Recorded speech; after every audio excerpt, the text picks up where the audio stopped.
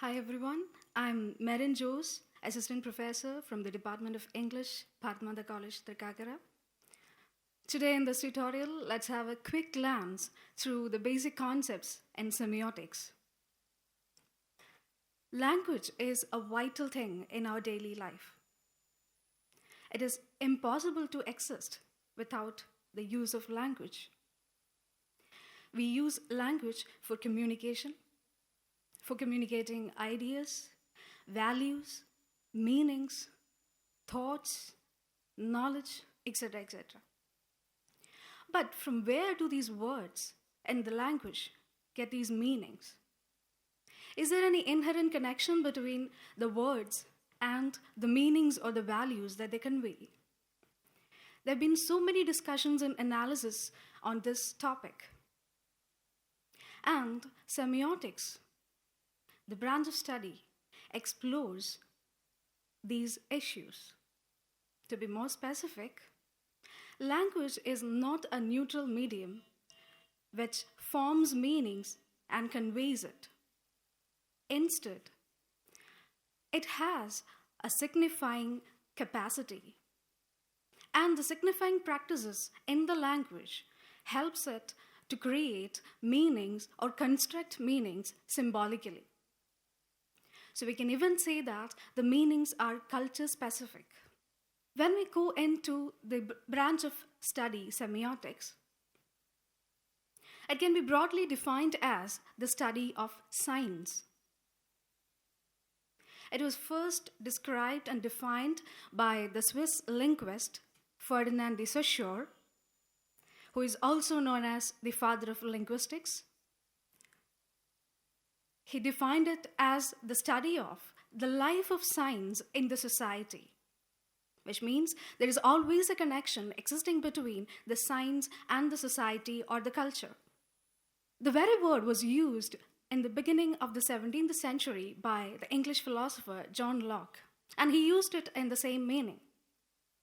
However, the present interdisciplinary status of semiotics came into existence only by the late 19th century. And today, when we're having a quick glance through the major concepts in semiotics, we have to consider mainly three major semioticians. First is, of course, Ferdinand de Saussure. The second is Charles Sanders Peirce, and the third, Roland Barthes. So let's have a look at the contributions made by Saussure first. He had his discussions about semiotics, the signifying systems, and the signs in his work, Course in General Linguistics. He is saying that the language is having systems called signifying systems, and each signifying system is constituted of a series of signs. And each sign has its constituent parts, the signifier and the signified. So let's see what is a signifier and what is a signified. When we take the case of a word, the image or the sound or the marks of the word on a page can be taken as the signifier, while on the other hand, its meaning, the meaning of the word, can be taken as the signified. For example, let's take the word CAT. The word CAT, its pronunciation cat, can be taken as the signifier, while its meaning, that is, a four-legged domestic animal belonging to a specific species, can be taken as the signified. So after analyzing the constituent parts of a word, or rather a sign, Saussure further went on analyzing and exploring whether there is an innate connection between this signifier and the signified. And he concluded that it is impossible to have an inherent connection between these two. Or in other words, the relationship between a signifier and a signified is purely arbitrary. And this arbitrary nature of the signifier-signified relationship makes the language or the meanings in the language culture-specific. The second semiotician that we're going to discuss is Charles Sanders Peirce. His contributions are very significant in the field of study called semiotics. He is basically an American philosopher who's contributed a lot to the field of study. And according to him, a sign is something that stands to somebody for something. And with this definition, he has classified the signs into three important categories. The three categories are icon, index, and symbol. This classification was made based on the nature of the signifier. When we consider the nature of the signifier, if the signifier has a physical resemblance to the object or the concept it represents, then we can say that that signifier is an icon. The best example is a photograph. Take the photograph of a flower, and when we look at the photograph and the flower, we can see that the picture of the flower in the photograph looks exactly the same as the real flower. So which means there is a physical resemblance, and so we can call it an icon.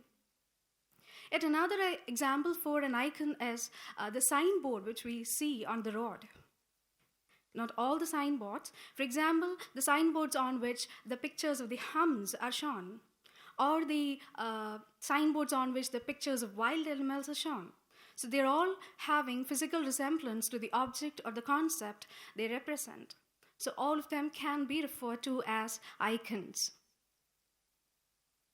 So, in essence, icons have a very close-knit connection with what they represent.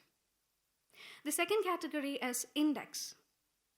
Index shows evidence for the concept or the object it represents. Smoke is an index of fire.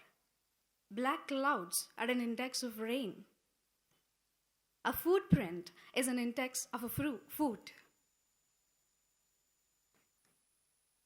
So which means in an index, there is no physical resemblance to the object it represents, but it represents something that implies the object or the concept.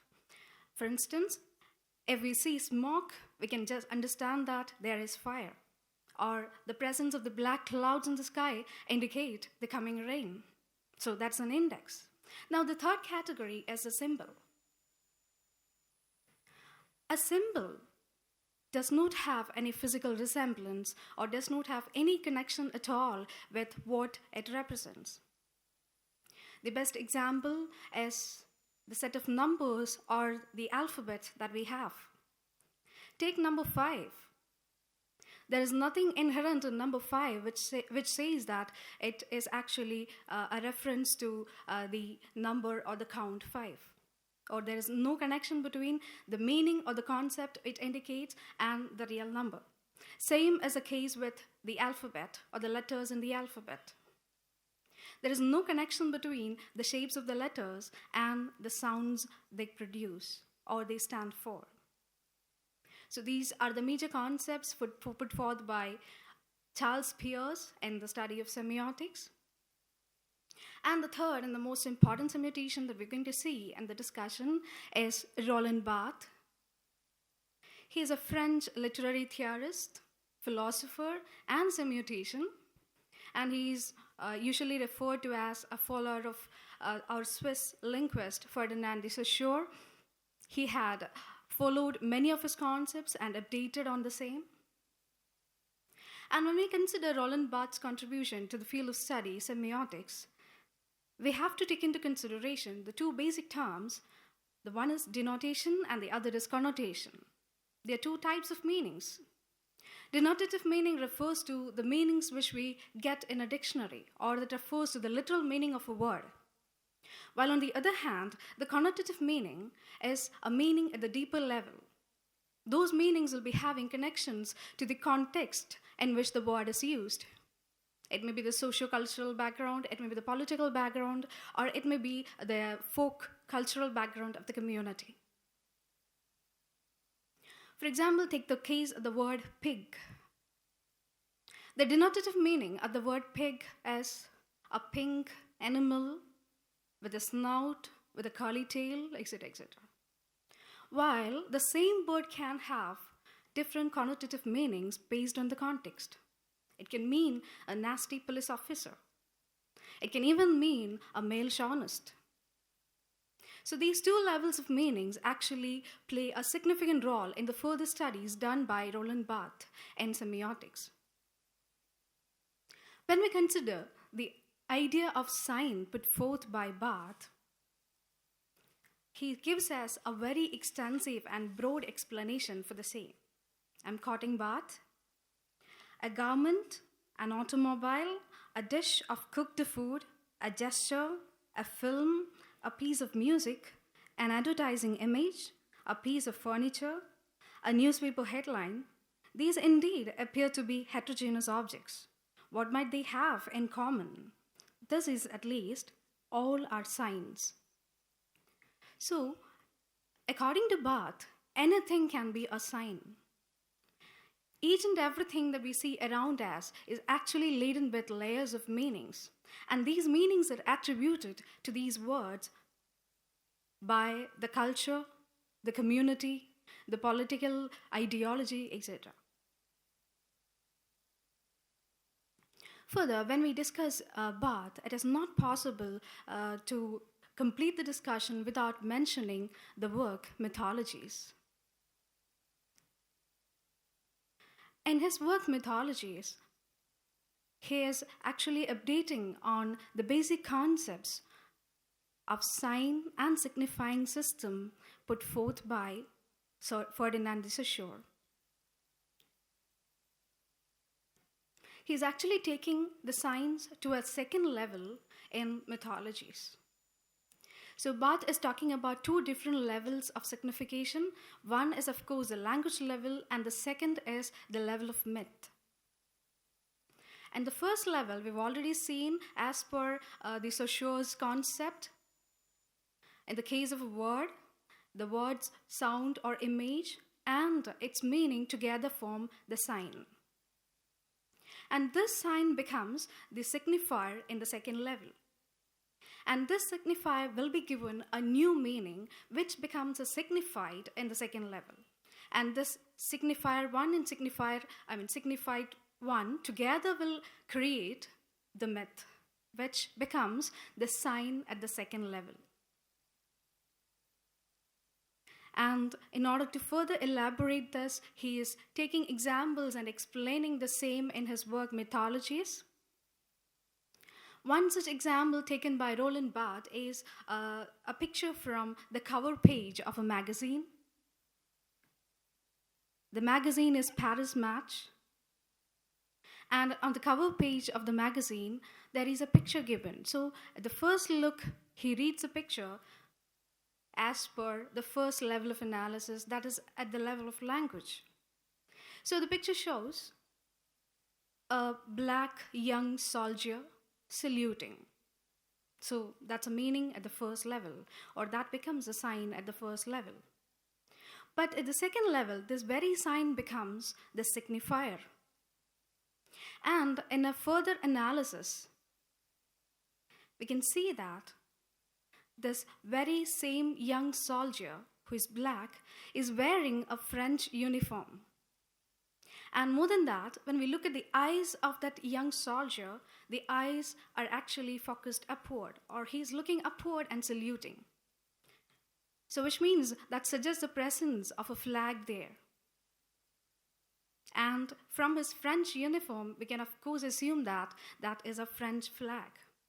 So it is a black young soldier in French uniform saluting the French flag. And now we have to connect it to the cultural and political background of France during that particular time.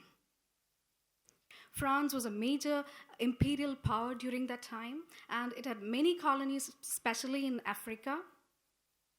And so by making this picture popular through the front cover of a magazine, the ruling class here is trying to propagate or perpetuate a myth.